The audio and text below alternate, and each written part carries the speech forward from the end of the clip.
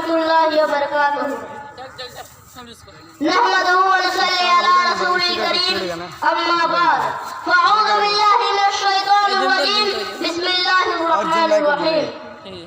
इक़रा बिस्मि रब्बिकल्लज़ी खलक़, खलक़ल इंसाना मिन अलक़, इक़रा व रब्बुकल अकरम, अल्लज़ी अल्लम बिल कलम। A very good morning to the excellence, honorable chairman, respected guests, teachers and my dear friends. I would like to share my thoughts on the value of education.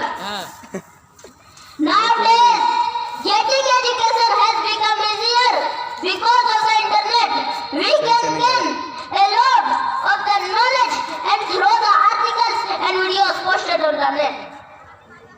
Education helps us to stay healthy, earn money, increase agricultural production, promote peace, develop our nation and in many other ways. I would like to mention the words of the great political leader, Mr. Nelson Mandela. That education is most powerful, upon which you can use to the change the world.